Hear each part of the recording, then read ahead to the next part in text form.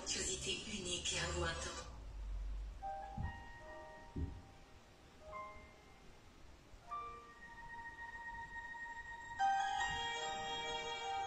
Shalom, shalom.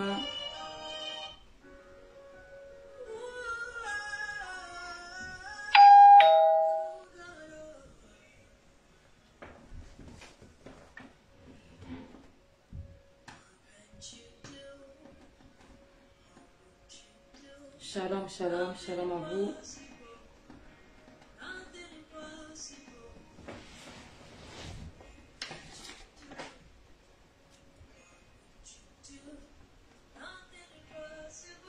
Shalom bien-aimés dans le Seigneur, nous saluons dans le nom de Jésus et nous disons merci à notre Dieu de cette opportunité, de la grâce qu'il nous a fait afin qu'on puisse se retrouver encore bien-aimés aujourd'hui devant vous pour clôturer ce séminaire d'une semaine sur les femmes messagers sur leur site. Et merci à la servante de Dieu, Maman Micheline, qui nous a donné encore cette occasion ce soir, bien-aimés, de clôturer ces moments de séminaire dont laquelle qui a été intitulée « Quand les femmes parlent et quand les hommes parlent ». C'était un moment qui était vraiment destiné pour les couples, pour le futur marié, pour les fiancés, pour ceux qui sont aussi déjà dans les mariages. Que l'Éternel bénisse sa servante pour cette initiative qu'il a eue pour qu'on puisse bien aimer nous aujourd'hui à clôturer cet instant. Je vais prier. Seigneur de gloire, Dieu tout-puissant, Dieu de gloire, Dieu des armées, tu es bon. Nous, Seigneur de gloire, ouvrons cette soirée de la conclusion, Père, pour ce moment où nous sommes en train de parler de couple, du mariage, de la famille.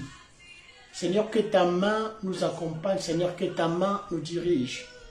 Lorsque ce moment soit bénéfique pour ton peuple, que ce moment soit bénéfique pour nous aussi, qui sommes tes serviteurs, et pour tes servantes qui nous suivent encore, aussi aujourd'hui. Dans le nom de ton Fils unique Jésus. Seigneur, le Dieu de gloire, le Dieu tout-puissant, toute l'honneur et la gloire puissent revenir vers toi, dans le nom de Jésus. Bien-aimé, je veux qu'on puisse prendre 2 minutes encore pour dire simplement merci à Dieu avant qu'on puisse commencer, bien-aimé, l'intervention de ce soir. Là où tu es, dis merci à Dieu pour cette journée, pour la grâce qu'il t'a fait aujourd'hui. Là où tu es, glorifie le Seigneur, glorifie, bien-aimé, Adonai, pour l'opportunité, bien-aimé, qu'il t'a donné d'être encore en vie. Ça veut bien aimer, la vie c'est une grâce venant de Dieu. La vie c'est une grâce que nous obtiendrons de l'Éternel. Dis-lui merci là où tu es, élève ta voix. Nous prions dans le nom de Jésus. Seigneur, tu es tout-puissant, Dieu de gloire, Dieu des armées, je viens élever ton nom, je viens te bénir, je viens te louer, je viens t'exalter. Merci pour la grâce que tu nous as fait. Merci pour l'opportunité que tu nous as, Seigneur de gloire, donné afin que ce soit qu'on se retrouve encore devant toi, afin que ce soit qu'on se retrouve encore, Seigneur de gloire, au sein de ta présence. L'honneur et la gloire reviennent à toi, Jésus. L'honneur et la gloire reviennent, Seigneur de gloire, à toi, notre Dieu. Un grand merci à toi, Adonai. Un grand merci à toi, le roi des gloires. Un grand merci à toi, le prince de la paix, dans le nom puissant de Jésus. Je vais prier, bien-aimé, pour passer à la parole. Seigneur, sois béni. Seigneur, sois exalté. Seigneur, sois loué. Nous voulons passer un temps, un moment de la parole. La parole est tellement importante. La parole a tellement d'utilité dans nos vies. Elle nous aide à avancer. Elle nous aide à s'accrocher de toi. Elle nous aide à ne pas tomber. Elle nous aide à progresser dans notre vie de chrétien. Voilà pourquoi, Père, nous recommandons cet instant entre tes mains. Jésus notre Dieu, Jésus notre Père, que ce moment soit bénéfique pour nous, que ce moment soit bénéfique pour ton Église. Aide-nous, Seigneur de gloire, à donner ce qui est de mieux à ton peuple. Et aide ton peuple à saisir ta pensée. C'est là dans le nom de Jésus-Christ. Amen. Amen. Bien-aimés, soyez abondamment bénis. Que l'Éternel vous bénisse. Que l'Éternel puisse vous accorder sa grâce encore ce soir. Nous commençons, bien-aimés, notre intervention de ce soir. Nous passons la parole à Maman Francine. Shalom, shalom à vous. Je vous salue tous au nom de Jésus. Que Dieu vous bénisse, vous qui êtes là, que soyez vraiment abondamment bénis, bénis, bénis, que Dieu vous bénisse. Merci à vous, Maman Micheline, de nous faire encore, de nous donner encore cette opportunité. Et puis merci aussi aux femmes messagers de Clermont-Ferrand. Merci à vous, je vous salue tous là où vous êtes. Que Dieu vraiment vous bénisse abondamment. Donc ce soir, nous sommes à la fin de notre semaine que nous parlons de couple. Donc mieux vaut la fin d'une chose que son commencement.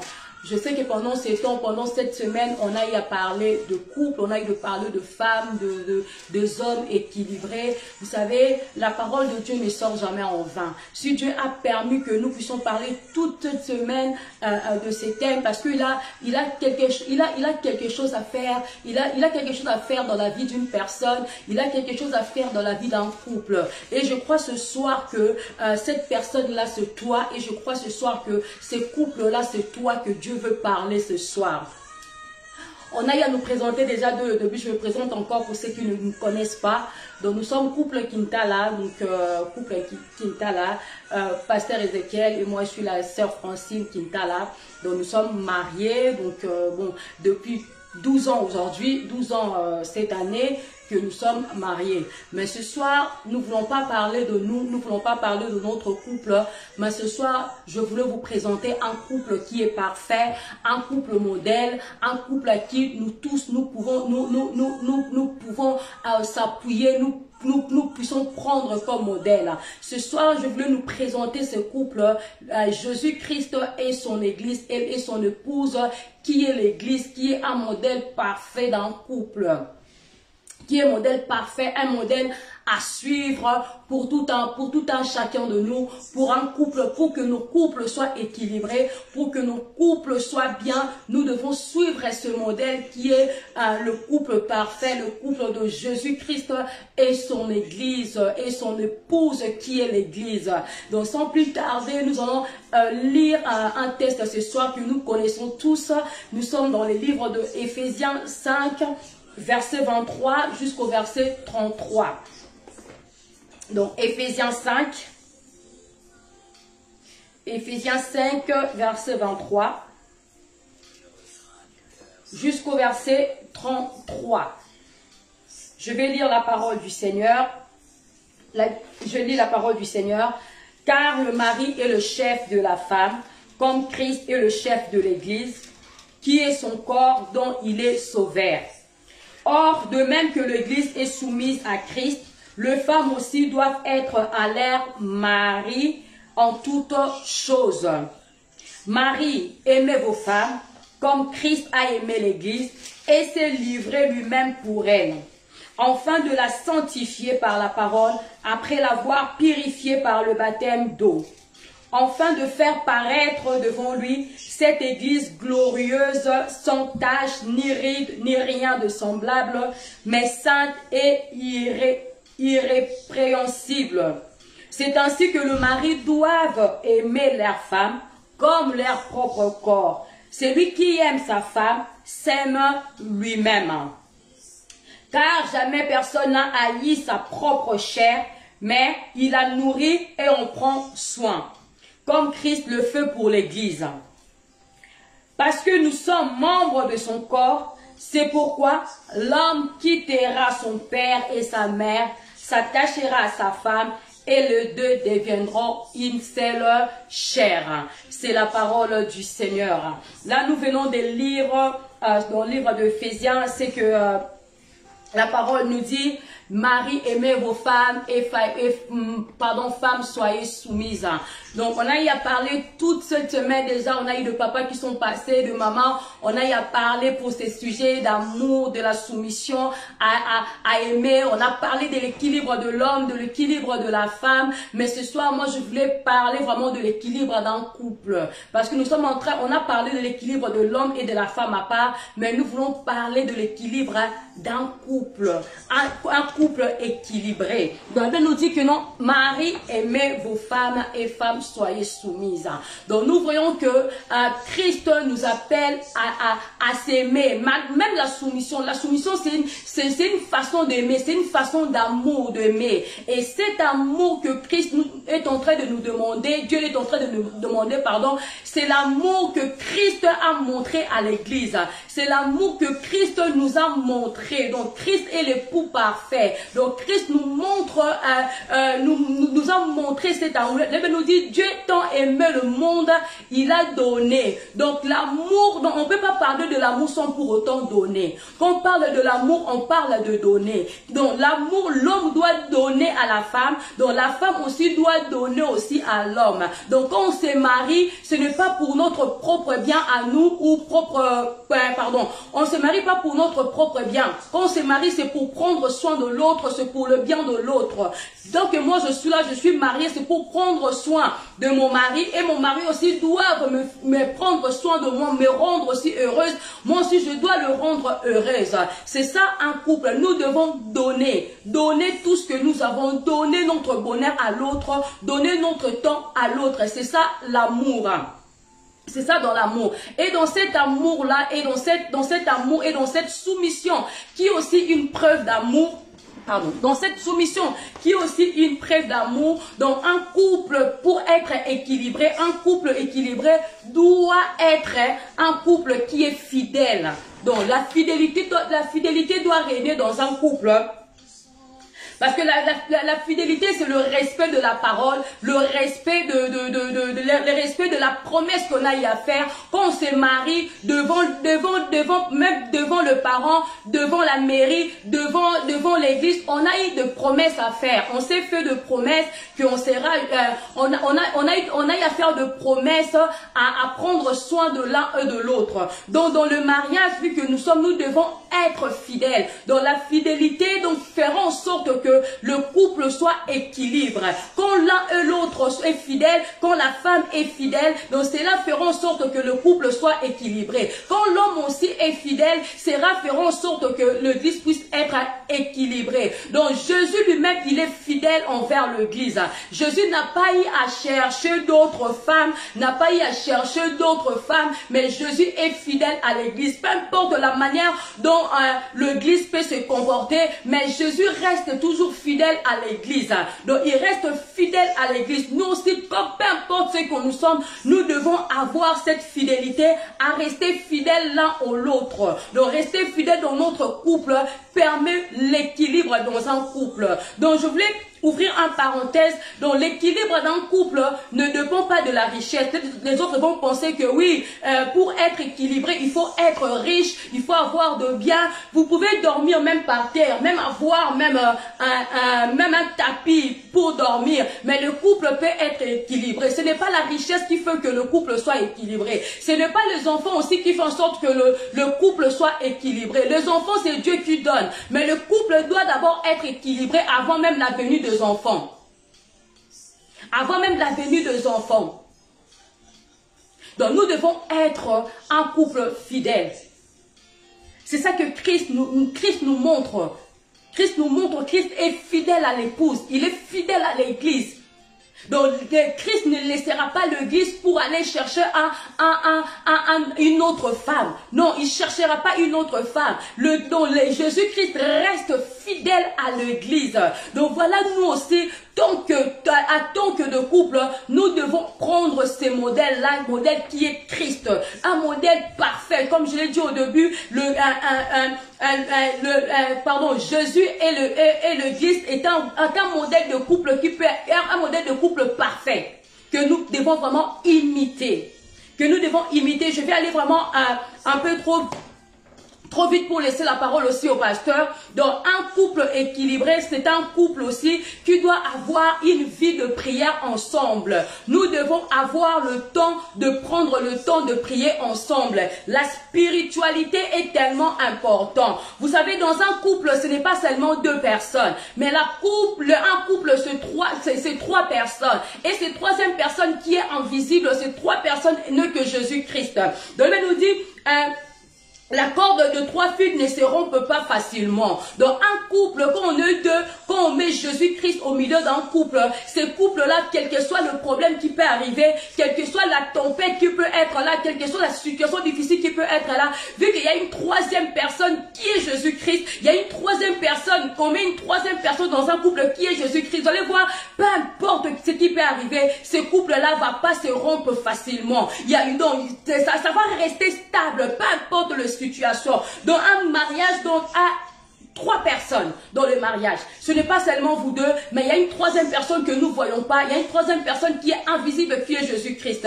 Peu importe la situation que tu peux passer, la première chose qu'un couple doit faire, la première chose qu'un couple doit chercher, c'est la relation avec le Christ. C'est la relation avec Dieu. C'est la relation, c'est là faire en sorte que le couple soit équilibré. Vous allez voir, même s'il y a un problème ou quelqu'un d'autre cherche à détruire le couple, vous allez voir que cela n'arrivera pas parce que Jésus-Christ est au milieu d'un couple. Jésus-Christ est au milieu d'un couple. Donc nous devons bâtir notre couple en mettant Jésus-Christ au milieu. Jésus-Christ doit régner dans nos couples pour que nous puissions avoir un couple équilibré.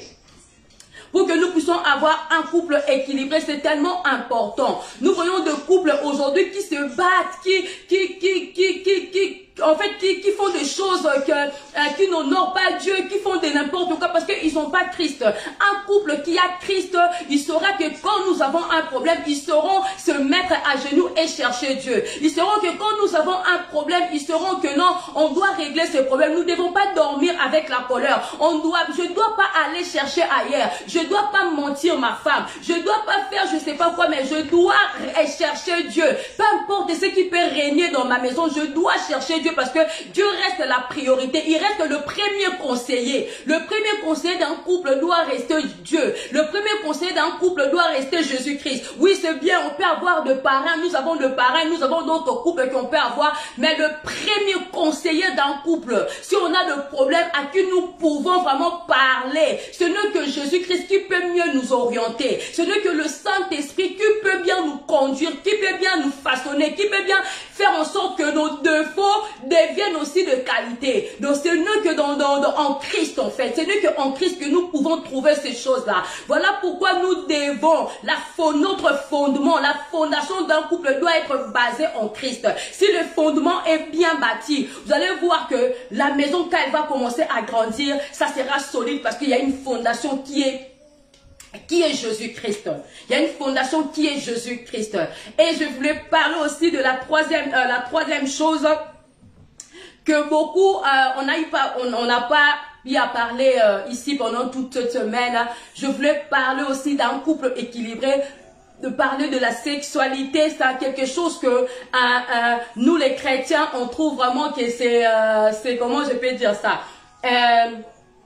c'est un tabou. Donc chez les chrétiens, c'est quelque chose de tabou, qu'on ne peut pas parler de ça, qu'on ne peut pas parler de ça, c'est vraiment quelque chose de tabou. Mais c'est vraiment très important, la sexualité dans un couple. L'Évêque nous dit dans le livre de 1 Corinthiens 7:5, ne vous privez pas l'un de l'autre si c'est né d'un accord commun pour un temps. Donc la sexualité dans un couple est quelque chose de très important. C'est vrai que nous les négligeons, on prie, c'est très bien de prier, mais nous devons prendre aussi soin de notre intimité. Nous devons prendre aussi soin de l'un et de l'autre. On ne doit pas nous priver, c'est privé si ce n'est que d'un commun accord. Donc on doit prendre soin, c'est tellement très important. C'est vrai qu'on néglige, aujourd'hui les chrétiens, nous négligeons cette partie de la sexualité, on est en train de négliger, même dans nos églises, il y en a moins, on ne parle moins de ça. On parle moins de la sexualité, on parle moins, on montre pas comment faire, on montre pas comment est-ce qu'on peut être dans un couple.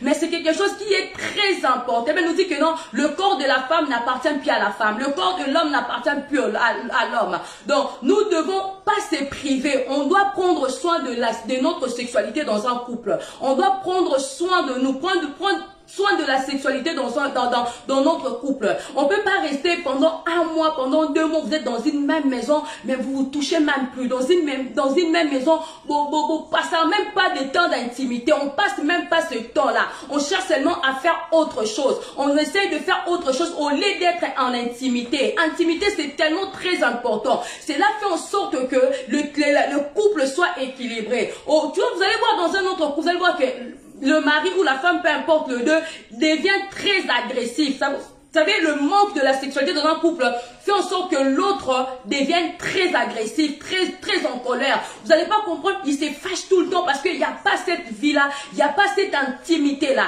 Ne cherchons pas seulement, oui, à faire à manger, c'est très bien. Ah, c'est très bien, mais cherchons aussi à honorer aussi cette partie-là. Ne faisons pas comme Marthe. Marthe, il a choisi d'aller directement aller faire à manger pour Jésus, mais il a oublié cette partie d'intimité que Jésus avait besoin de cette intimité-là. Donc, prenons le temps aussi de prendre soin, de ne pas nous priver. De quand nous privons, nous sommes en train d'ouvrir la porte. On est en train d'ouvrir une porte qui est très dangereuse. Cela ramène les déséquilibres dans un couple. On doit parler de ça dans notre couple. On doit parler de ces choses. Même si ça peut arriver aussi qu'une femme n'arrive pas ou un homme n'arrive pas dans ces choses. Il y a aussi, on est là pour s'entraider. Tu peux montrer aussi à ta femme, non maman, c'est dans ces choses-là, c'est là on fait comme ça. Papa, non, de ces côtés-là, ça se passe comme ça. Donc, c'est vraiment très important. Très important, nous devons vraiment en prendre soin. Nous devons vraiment revoir sur cette chose.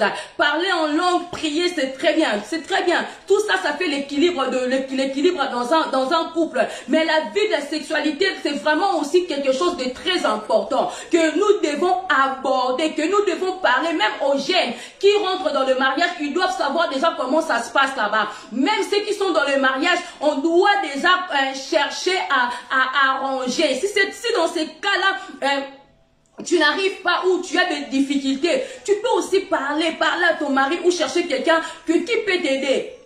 Tu peux chercher aussi quelqu'un, moi dans ces sens-là, j'arrive pas, je veux que quelqu'un puisse m'aider. Au lieu de vous priver très longtemps, ce n'est que ouvrir une porte. Vous pouvez pas vous priver très longtemps. Un couple ne peut pas rester pendant 1 mois dans une même maison. Vous êtes dans une même maison sans passer du temps ensemble, sans vous toucher, sans quoi que ce soit. C'est impossible. Un couple ne peut pas passer ce temps-là. C'est vraiment impossible. C'est vraiment impossible. C'est impossible. Nous devons revoir ces choses-là. Oui, le couple chrétien, nous devons revoir ça. Ce n'est pas un péché. Quand on parle de la sexualité, ce n'est pas un péché. J'ai bien dit dans un couple, dans un mariage. Je ne parle pas hors mariage. Je parle dans un mariage, dans un couple. Dans un couple, je parle pas de la sexualité de copain, copine en mariage, non. Nous parlons de la sexualité dans un couple, dans un mariage. Dans un mariage, c'est là ne pas empêcher. Dans un mariage, c'est là ne pas un sujet tabou, qu'on n'arrive pas à parler de ça. Nous devons être libres à parler de ces choses, à nous aider, à s'entraider. Il y a que de, j'ai l'impression que nous les chrétiens, on est vraiment coincés sur ces choses-là. On est tellement coincés, on n'arrive même pas à parler de ça. On n'arrive même pas à discuter de ça avec son partenaire. On n'arrive pas même à... Oh non, on le fait seulement, c'est comme si c'était une corvée. On ne le fait pas dans vraiment... Comme si c'était vraiment... On les fait pas vraiment... comment je peux dire dans la joie. Donc il faut vraiment, j'ai fait seulement pour faire plaisir à cet homme. Mais on doit le faire parce que c'est un moment où on est en train de donner et l'autre est en train de te donner aussi le bonheur. On est en train de se réjouir. On est en train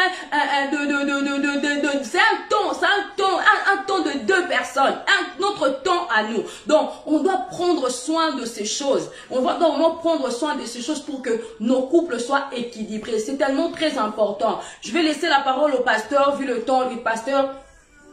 Il va continuer pour... Continue. Hein? 25. Continue jusqu'à 30. Non, pardon. Donc nous allons prendre le temps... parler de ces choses, c'est vraiment très important. Et je parlerai aussi pour le maman, le pasteur dans les églises,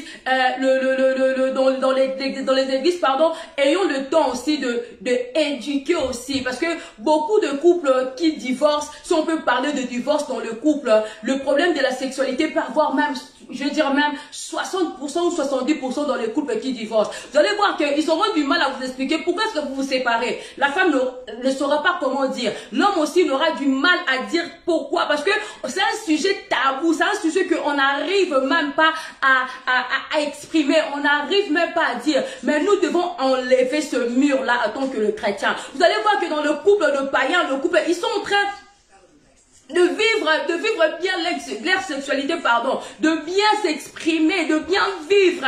Mais nous les chrétiens, on est coincés. Nous devons enlever vraiment, enlever ces choses. Nous devons enlever ça, ce mur-là qui nous empêche de nous réjouir. Ce n'est pas seulement quelque chose que l'on doit faire seulement, la nuit seulement, quand on veut dormir, la nuit. La sexualité peut être à tout moment. C'est pas seulement une question de la nuit, parce que d'autres préfèrent seulement que ce soit seulement la nuit, l'heure de dormir. Non, mais il y a un temps, il y a un temps, donc peu importe le temps, peu importe l'heure, vous devez le faire, il n'y a pas un temps seulement que non, ça doit seulement passer seulement la nuit, ça doit seulement passer seulement dans la chambre. Non, peu importe, sinon quand vous n'avez pas des enfants, vous êtes encore libre de le faire, peu importe, partout où vous êtes, vous pouvez le faire, vous pouvez même dire que non, on va commencer donc peut-être ou tous les 3 mois ou tous les 2 mois, allez même ailleurs, prenez même, je sais pas, un hôtel, allez même prenez même un week-end, vous deux, exprimez-vous, donc exprimez-vous, laissez votre corps s'exprimer, donc vous deux, vous êtes que vous deux. Vous êtes que vous deux. Vous êtes que vous deux.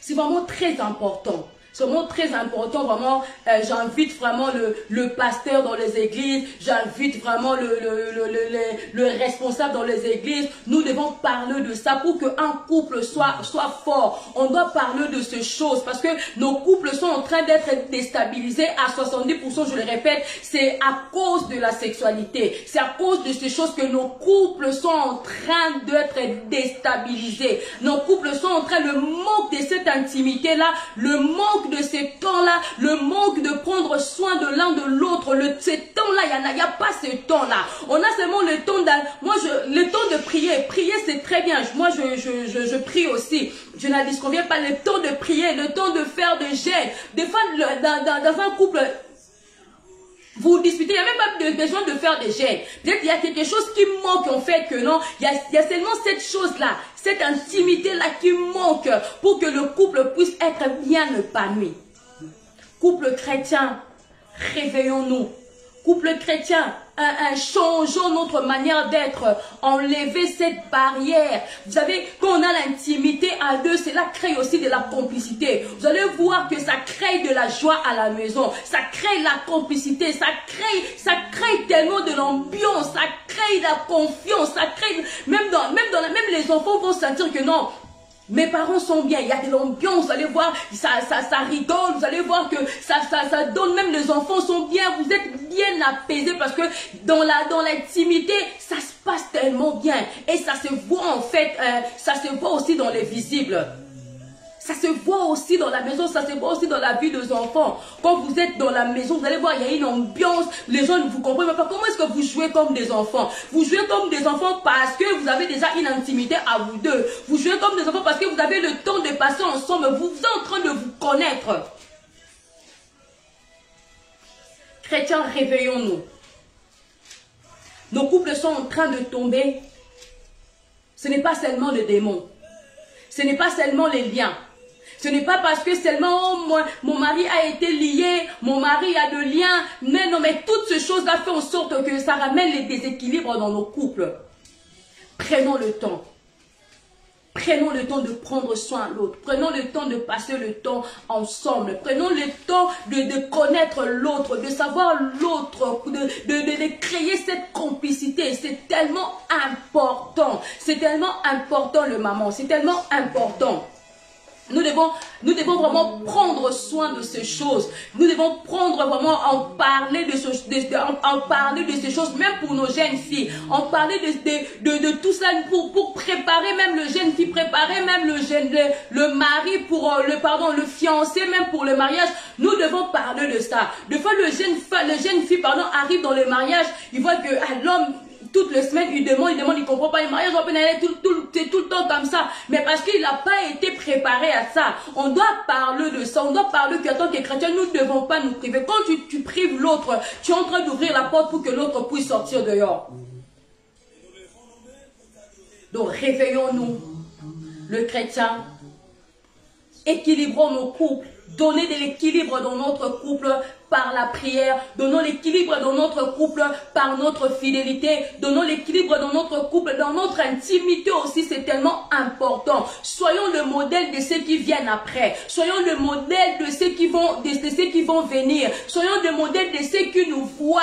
Donc, nous devons être de modèles. Et aussi de parents, de marins aussi. On a du mal aussi à parler de ces choses-là, même avec vos filleuls. On a du mal à parler de ces choses, mais nous devons en parler. Si tu es parent, si tu es marin, vous devez prendre le temps de parler. Il ne faut pas avoir vieille de barrière. Montrer à vos enfants que non, ça on fait ça, ça de ce côté-là, on doit faire comme ça. Et toi aussi, si tu ne sais pas, n'aie pas honte aussi de demander aussi. Demande à ton mari, demande aussi, même peut-être à ta marraine, à ton parrain, à ceux qui sont à côté. C'est vrai que des fois on a du mal à aller vers le parent pour demander ces choses. Mais Dieu nous a fait grâce. On a des parents de mariage qui sont là. Même pas de parents. Il y a aussi des pasteurs. Si tu veux que les parents ne sachent pas. Il y a aussi des pasteurs. Il y a aussi des mamans pasteurs. Il y a des mamans qui sont dans l'église. Ils peuvent t'aider aussi à bien être dans ton couple, dans ton intimité. C'est tellement très important. C'est tellement très important. Je passe le message la parole au pasteur qui va continuer pour faire la suite. Shalom, shalom. Moi, je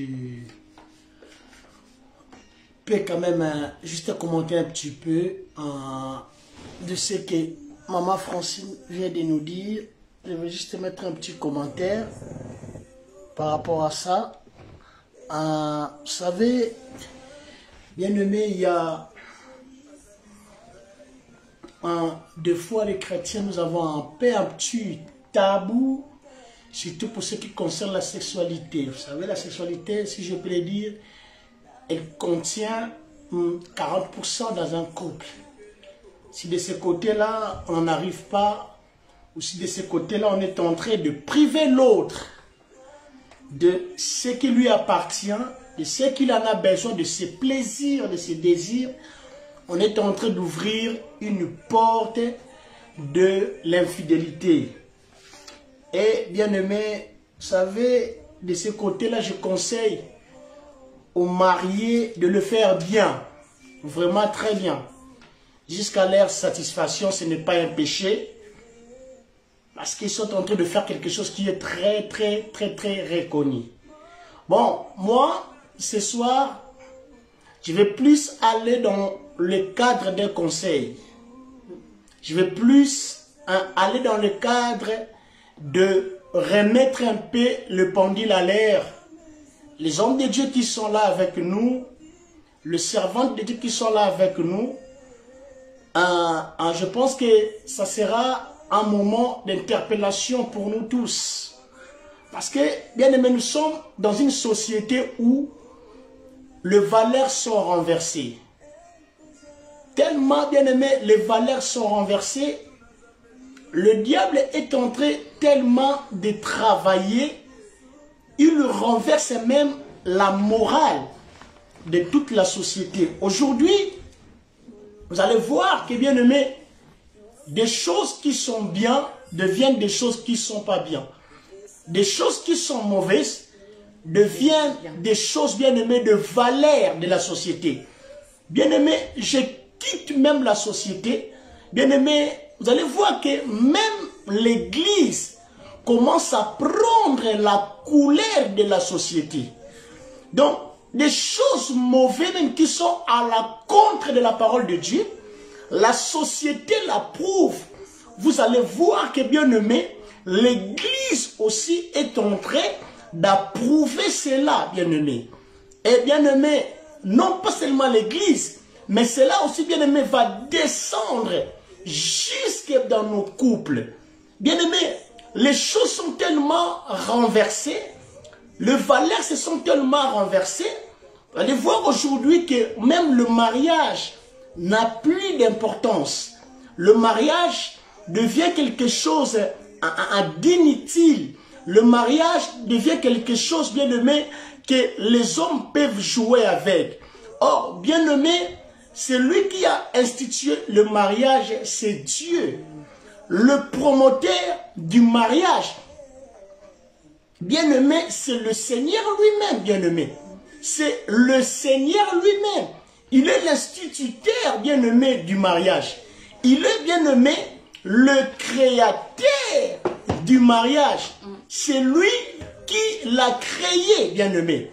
Et bien aimé, dans sa création du mariage, bien aimé, l'Éternel a des normes qu'il a placées que l'homme et la femme doivent suivre, bien aimé. Cela est très important.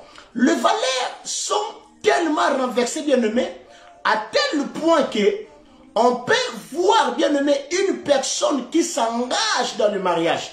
Une personne qui veut s'engager dans le mariage. Vous allez voir que, bien aimé, au cours d'une réunion de la famille, on lui pose une question.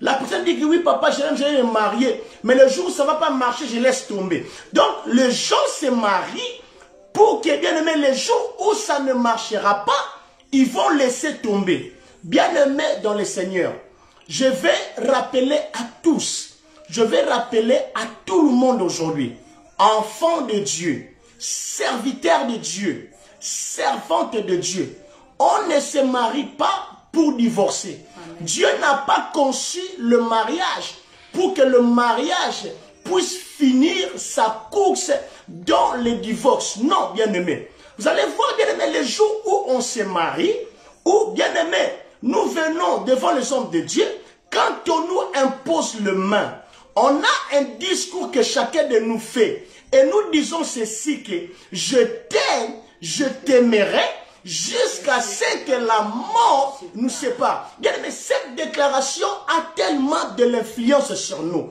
Parce que, bien aimé, nous les déclarons devant les hommes de Dieu. Nous les déclarons, bien aimé, devant l'église du Seigneur. Que jusqu'à ce que la mort nous sépare. On vient de nous dire ce soir que l'église est l'épouse du Seigneur. Bien aimé, l'église et le Seigneur sont le modèle d'un couple parfait. Bien aimé, de telle manière qu'il n'y aura jamais le divorce entre le Seigneur et l'église, bien aimé, de telle manière que, bien aimé, il ne doit jamais y avoir le divorce entre, bien aimé, les couples couples qui sont mariés, je vais dire aux enfants de Dieu, Dieu qui a créé, bien-aimé, le mariage, Dieu qui a institué, bien-aimé, le mariage, bien-aimé, elle n'a pas été instituée pour que, bien-aimé, le mariage finisse sa course, bien-aimé, au divorce.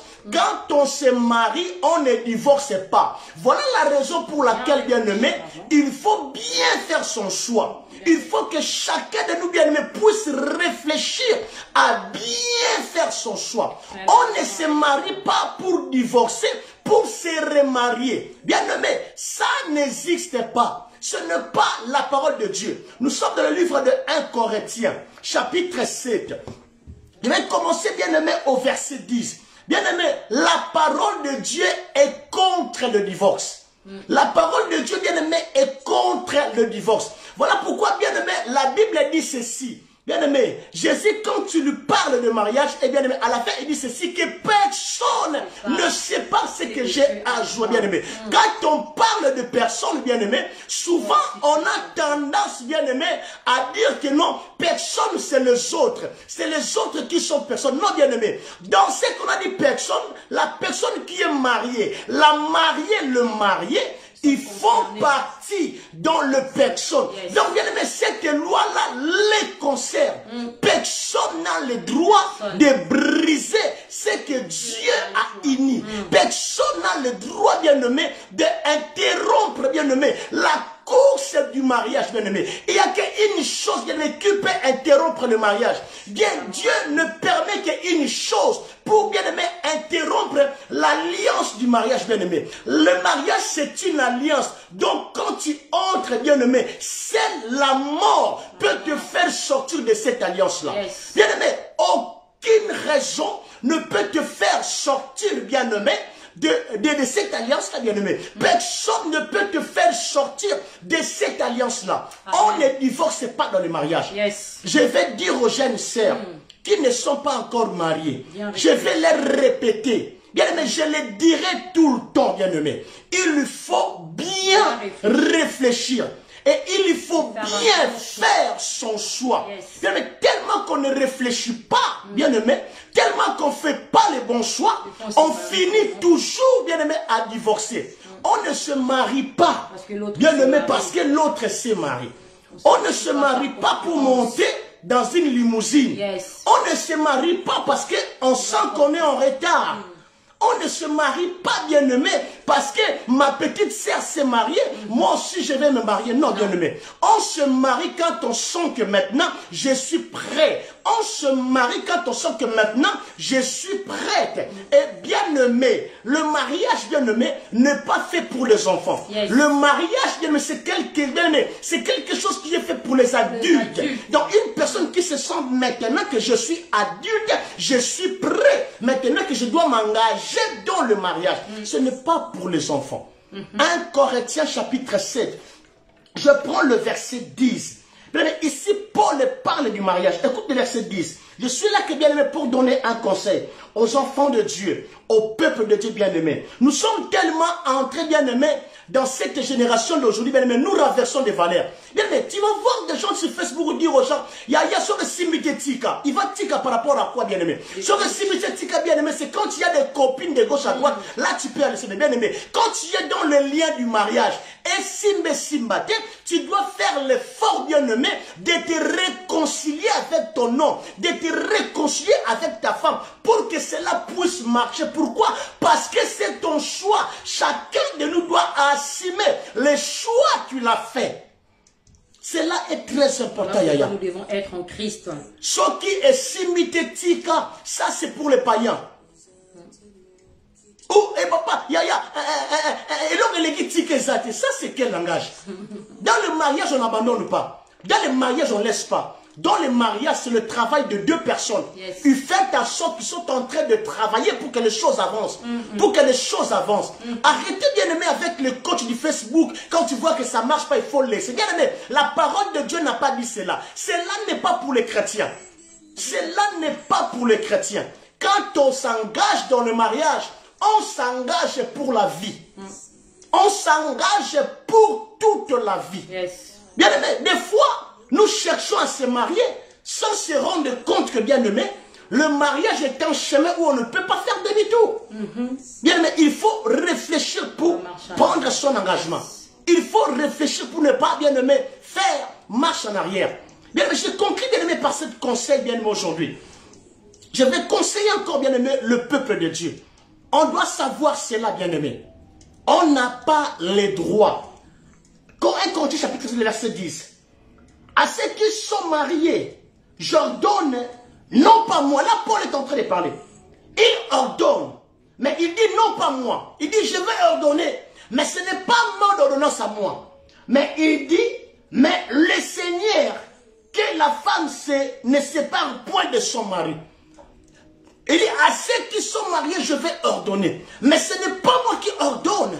Mais c'est le Seigneur qui est en train d'ordonner. Que la femme qui est mariée ne se sépare pas de son mari. Mais quand tu vas descendre jusqu'en bas, bien aimé, tu vas voir que, bien aimé, pour le mari, c'est aussi pareil. Que le mari qui est marié ne se sépare pas de sa femme.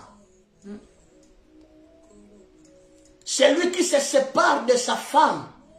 Marie, notre bien-aimée femme, commet l'adultère. Or, la Bible dit ceci, que les adultères n'hériteront pas le royaume des cieux. Mais il faut être clair dans la parole de Dieu.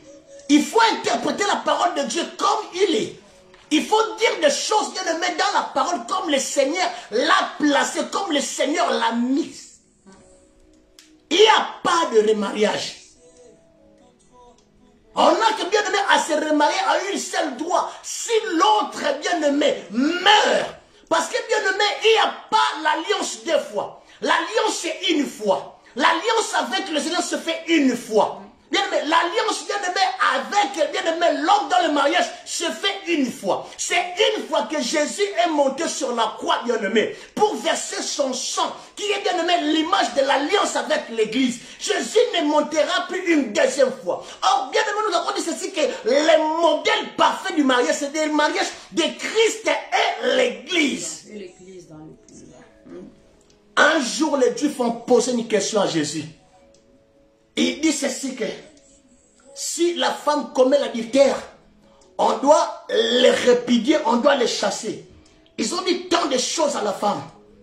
Et ils ont commencé à faire monter ces choses à Jésus en disant que c'est Moïse qui nous a dit cela. Le Seigneur a dit, écoute, Moïse vous a dit ces choses parce que vous étiez des incrédules. Mais laisse-moi vous dire une vérité. Au commencement. Donc Jésus les remet dans le modèle du commencement du mariage qui est Adam et Ève. Il dit, au commencement, il n'en était pas ainsi. Ça n'était pas, ça n'a jamais existé. Donc il n'a jamais eu, bien nommé, le divorce dans le jardin d'Éden, qui est l'image parfaite aussi, bien nommé, du mariage de l'homme et la femme, qui est l'unité, bien nommé, l'union, pardon, que Dieu lui-même a uni l'homme et la femme. Malgré les problèmes qu'ils ont eu, ils sont restés. Malgré les problèmes qu'ils ont eu, la femme a dérouté. Mais Adam ne s'est jamais séparé d'Ève. Au contraire, ils ont même eu des enfants. Ils ont continué la vie ensemble. Cela est très important. Aujourd'hui, dans nos églises, les gens divorcent, ça passe, c'est normal. Ça se remarie, on vient, on impose les mains, ça passe, c'est normal. Ce n'est pas normal. On est à la rencontre de la parole de Dieu. On est en train de faire le contraire de la parole de Dieu. Les gens se séparent, c'est normal. Il peut se remarier, ramener notre homme, on impose encore les mains. C'est normal, ça passe. Quand on est dans le divorce, on se sépare. Bien aimé, il n'y a que la mort de l'un de vous deux qui peut briser cette union-là. Yes. Tant que cette union est là, bien aimé, tu ne peux pas en prendre un autre. Tu ne peux pas en prendre un autre, bien aimé. Si tu prends un autre tant que l'union est là, bien aimé, tu commets l'adultère. Les jours où le Seigneur revient, malgré que tu as donné la dot, tu resteras. Les jours où le Seigneur revient, malgré qu'on t'avait imposé le maître, tu resteras. Peu importe qui tu es, bien aimé. Peu importe que tu sois homme de Dieu ou qui, bien aimé, personne n'est au-dessus de la parole. Personne n'est plus haut que la parole. Ça, c'est la parole de Dieu. Elle est au-dessus de tout le monde. C'est ça la parole de Dieu. On ne le change pas. Yes. On ne les modifie pas. Yes. Elle reste la vérité. Yes. Celui qui accepte de divorcer doit rester seul. Si tu restes seul, là tu es en train de bien agir. Mais si tu ne sais pas que tu ne sauras pas rester seul, retourne chez ton mari, retourne chez ta femme, essayez d'arranger l'affaire. Réconciliez-vous. Vous allez voir, bien aimé, dans le livre de Corinthiens, quand on descend jusqu'en bas, bien aimé, Paul nous parle même de la réconciliation. Il nous parle même de la réconciliation. On s'est réconcilié. On s'est réconcilié. On met la réconciliation à table. Bien aimé, le deuxième volet de mon conseil aujourd'hui. Le premier, bien aimé, pour te dire que dans un couple, le divorce n'existe pas. Et surtout pas dans un couple chrétien. Aujourd'hui, ça devient tellement banal, le divorce. On dirait que c'est une mode de vie. Même au sein de l'église. Même au sein de l'église, les gens divorcent et ils ramènent notre mari, ils ramènent notre femme, on impose encore les mains. Hier chez moi, ça passe pas. Tu as été marié, je ne t'imposerai pas les mains. On se marie une seule fois dans la vie. Au moins que l'autre meure et que tu veux encore te remarier. Là, j'imposerai les mains. Mais que tu as été déjà marié quelque part, tu viens encore que je repose une deuxième fois les mains, je ne le ferai pas. Tu es en train de contredire la parole de Dieu. Dis-toi que le jour où Jésus viendra, tu connais ta destination. Tu sais là où tu vas aller. Tu sais là où tu vas aller. Il n'y a pas à discuter. Celui qui commet de telles choses, il commet l'adultère. Or, les adultères, ils ne verront pas le royaume. Ils ne seront ils ne feront pas partie du royaume. Bien, mais c'est ça la vérité de la parole de Dieu. On doit dire cette vérité au peuple de Dieu. On doit dire cette vérité à la jeunesse. On doit dire cette vérité, bien aimé, aux couples qui veulent se marier. Les hommes de Dieu doivent dire cette vérité que dès qu'on se marie, le divorce n'est pas permis. On ne doit pas cacher cette vérité. On doit les dire ouvertement à l'église de Dieu. Ils doivent le savoir. Mais il y a tant de chrétiens qui ne savent même pas que le divorce est interdit. Yaya, c'est interdit le divorce. Quand on se marie dans la parole de Dieu, on n'a plus le droit de divorcer. Retenons-le bien. Retenons-le bien. L'église doit le retenir. C'est la parole de Dieu. Ceux qui se sont remariés sans la mort de leurs femmes qui sont quittées, ils commettent l'adultère. Ils sont dans l'adultère.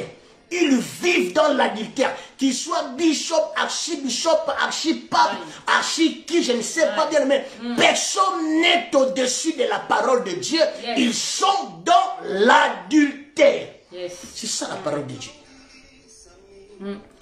Le deuxième conseil, je suis dans Éclèse chapitre 12, le verset 4. La Bible dit ceci, que le fils, je vais le lire bien aimé, Ecclésiaste bien aimé chapitre 4, le verset 12. Chapitre 4, le verset 12. Je lis la parole du Seigneur. Et si quelqu'un est plus fort que celle, le deux peuvent lui résister. Là, il parle de la lutte. Si quelqu'un est plus fort que moi, mais quand nous serons à deux, on peut résister. Bien aimé, être à deux en couple, bien aimé, c'est la chose la plus merveilleuse que Dieu a donnée à l'homme. Amen. Amen. C'est un bonheur, bien aimé. Être à deux. Mais bien aimé, à deux, ça ne suffit pas. Écoute Ecclésiaste. Ils peuvent lui résister. Qu'un seul, les deux peuvent lui résister. Écoute Ecclésiaste. Et la corde à 3 fils ne seront pas facilement. Donc quand ils sont à deux, ils peuvent résister. Mais quand ils deviennent 3, la corde, bien aimé, regarde la corde comment il est fait. Comme si on est en train de faire des tresses. La corde a 3 fils. La corde qui est liée à 3 fils, Ecclésiaste dit ceci, que la corde ne se rompt pas facilement. Bien aimé, dans ce test, il y a tout un mystère dans le mariage. Je vais dire aux couples chrétiens aujourd'hui. Vous savez bien aimé, je suis pasteur. Avec le peu d'expérience que j'ai constaté une chose. Bien aimé, il y a tant de gens qui viennent à l'église dont le Seigneur n'est pas encore là.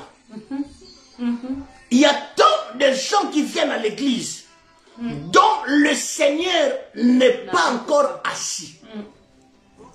Bien aimé, dans un couple, si le Seigneur est assis dans le cœur de chacun, de la femme, et que le Seigneur est dans le cœur de l'homme, bien aimé, le couple devient une corde à 3 fils, dont le Seigneur est au milieu. Ça veut dire ceci. Ils vont rencontrer des combats, ils vont rencontrer des vagues, ils vont rencontrer, bien aimé, des difficultés. Bien aimé, à tout moment, bien aimé, ils seront difficiles à se séparer. Pourquoi? Parce que la 3e personne qui est le Seigneur est là. Bien aimé, même quand ils seront dans des moments de la perturbation, ils finiront par faire référence à la parole de Dieu au lieu de faire référence au divorce. Non, mais le divorce n'est pas chrétien, le divorce n'est pas divin, c'est l'élément du diable. Or, un couple chrétien assis qui devient comme un fil, bien aimé, une corde à 3 fils, bien aimé, ils ne peuvent jamais en aucun cas penser parce qu'il y a conflit, penser parce qu'on ne s'attend pas, penser parce que maintenant il y a des vagues, on fait recours au divorce. Ça, ce n'est pas un couple qui est assis, bien aimé, dans la parole de Dieu. Ça, ce n'est pas un couple dont l'homme et la femme ont le Saint-Esprit. Les hommes à laquelle qui ont le Saint-Esprit, les couples qui ont l'Esprit de Dieu, qui sont assis dans la parole, quel que soit le problème, quel que soit le fait, bien aimé, ils finiront toujours, bien aimé, à chercher à arranger. Donc, le divorce ne fera pas partie de leur vocabulaire, parce qu'ils sont chrétiens, ils respectent la parole de Dieu, ils mentionnent la parole de Dieu, ils savent que dans la parole, la séparation est interdite. Ils ne vont jamais essayer, bien aimé, à utiliser, à exploiter le terrain de divorce. Parce que c'est une corde à 3 fils. On ne peut pas le rompre facilement. Un conseil. Tu veux un couple équilibré. Tu veux vivre un couple équilibré. Je demande au couple que le Seigneur soit au centre de votre relation. Bien aimé, les hauts et le bas, ça ne manque pas dans ce couple. Il y en a. Je suis pasteur et moi dans mon couple aussi, j'ai les hauts et le bas. Mais gloire à Dieu, le Seigneur prend toujours le dessus. Les hauts et le bas, les contradictions, le vague, le combat, ils viendront dans un couple. Mais quand un couple est fondé sur Dieu, quand un couple est fondé sur la parole de Dieu, elle est solide contre le vent, elle est solide, bien aimée, contre le combat, elle est solide, bien aimée, contre le vague, elle est solide, bien aimée, contre les perturbations. Posons le couple sur la parole de Dieu. Que le Seigneur soit le maître bien-aimé de notre couple. Le Saint-Esprit soit l'ami. Donnons la place au Seigneur à nos couples. Bien, vous allez voir que bien nous allons bâtir des couples formidables. Nous allons bien-aimé bâtir des couples excellents. Nous allons bien-aimé bâtir des couples qui progressent. Parce que Jésus et l'Église, bien-aimé, ils sont l'image bien-aimé d'un mariage parfait. Ils sont bien-aimé l'image d'un couple parfait. Même le secret de la réussite, elle est là. Au lieu de chercher le coach. Le secret de la réussite, elle est là. C'est la parole de Au lieu d'aller voir des coachs à gauche, à droite, qui ne donnent rien, qui vont vous dire que non, si ça ne marche pas, c'est par toi. La Bible n'a pas dit que si ça ne marche pas, c'est par toi. La Bible a dit que si ça ne marche pas, réconcilie-toi. Réconciliez-vous. En plus, ce qui est grave, le coach là, ils ne sont même pas mariés. Hein. Ah. Le problème encore qui est compliqué, un coach qui est en train de coacher et un coaché il est en train de coacher, mais il n'est même pas marié. Il n'a même pas goûté les 10 minutes dans un mariage. Il va te coacher. C'est comme un moniteur dans une auto-école qui n'a jamais pris le volant. Mais il va t'orienter à conduire une voiture. Le vrai coach, c'est le Saint-Esprit. Le Saint-Esprit est le vrai coach. Que la parole de Dieu soit le vrai coach de votre couple. Yes. Quand vous allez vous remettre, comme dit maman, un coach divorcé, qu'est-ce qu'il va te donner? Quand vous allez vous remettre à la parole de Dieu, quand vous allez mettre la parole du Seigneur au centre de votre couple, cela sera une réussite. Yes. Bien aimé, pour avoir un couple équilibré, voilà le secret, il est là. Dans cette parole, c'est là qui peut donner l'équilibre à ton homme. C'est là qui peut donner l'équilibre à ta femme. Yes. Le Seigneur.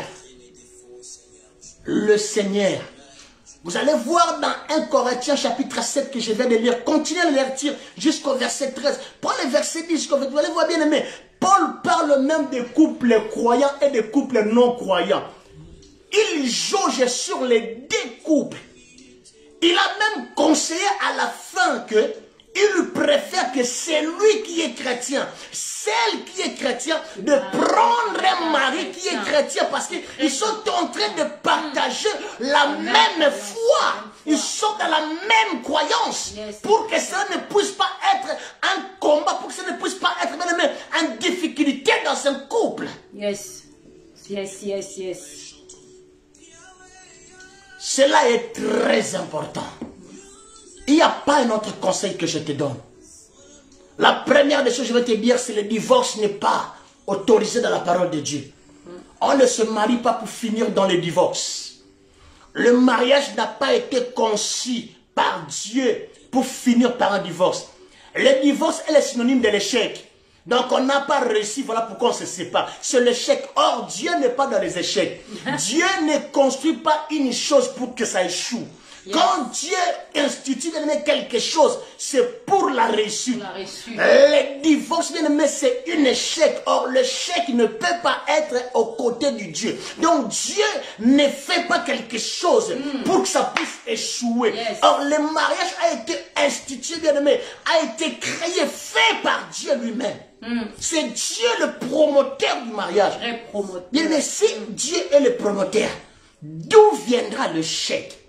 Le chèque, c'est pour le diable. Le divorce dans un couple, c'est un échec. On ne doit pas avoir honte de le dire. Le divorce dans les couples chrétiens, c'est un échec. Or, Dieu ne part dans les échecs. On ne sépare pas ce que Dieu a joint. Tu as des problèmes dans ton couple. Tu as des soucis dans ton couple. Prends l'humilité. Va chercher ta femme. Va chercher ton mari. Mettez-vous ensemble, réconciliez-vous et continuez votre vie. C'est comme ça que Dieu veut. C'est comme ça que Dieu vous voit. C'est comme ça que Dieu veut que vous puissiez avancer. Bien aimé, il y a des problèmes, moi je te dis, graves dans un couple. Mais bien aimé, laisse-moi dire ceci. Le secret d'un couple durable, c'est le pardon. Quelle que soit la faute, pardonne, bien-aimé. À combien de fois tu pêches? À combien de fois tu fais des erreurs, toi, dans la vie? Donc, certaines personnes ne savent pas. Donc, bien-aimé, les gens sont inconnus. Et à combien de fois tu reviens vers Dieu et il te pardonne?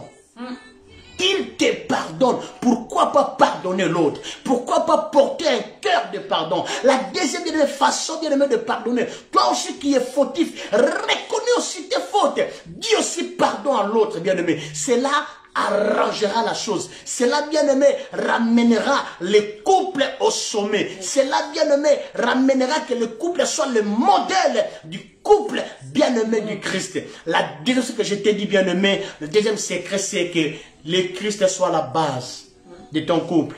Toi, ton mari et le Seigneur au milieu.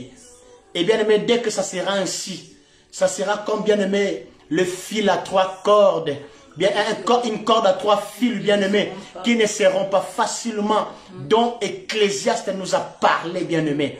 Oh, maman Micheline, que Dieu te bénisse pour cette initiative. Cela m'a beaucoup inspiré. Je suis même en train de monter un syllabus sur les 6 leçons pour réussir son mariage.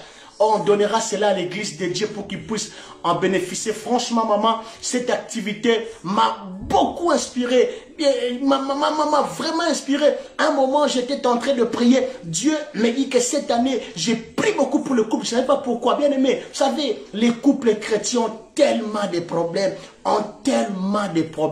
Bien aimé, quand on regarde ces problèmes-là, on se dit, Seigneur, ça c'est juste parce que nous, serviteurs de Dieu, on a manqué un enseignement à leur donner. Nous, serviteurs de Dieu, on a manqué de quoi à leur dire par rapport à la parole de Dieu. Nous, serviteurs de Dieu, on a manqué une parole, une formation, une orientation, des fois à donner au couple.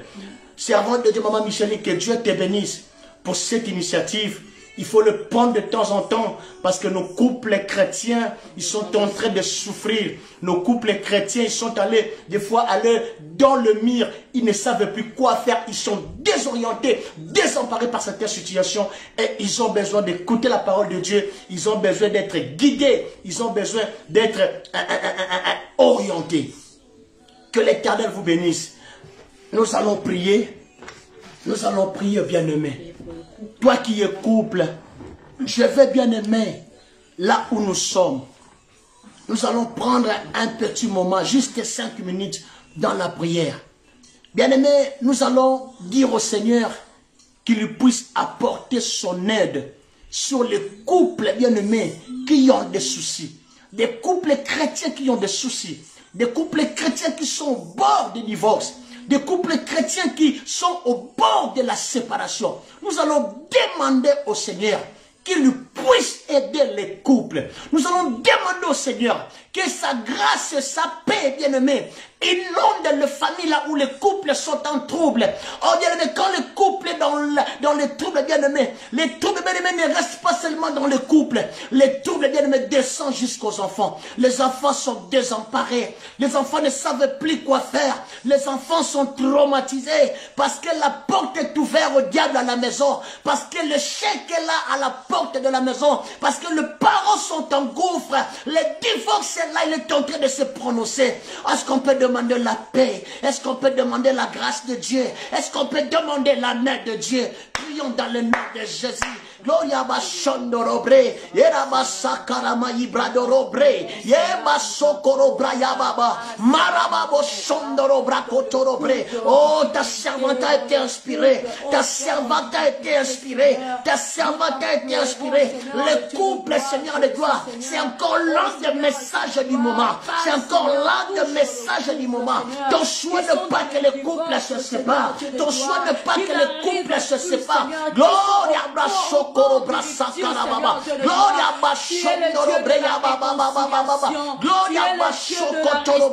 aide les couples qui sont déséquilibrés. Aide les couples qui sont dans les déséquilibres. Aide les couples qui sont dans les déséquilibres. Réconcilie, Seigneur, des gloires des couples. Des couples qui sont au gouffre.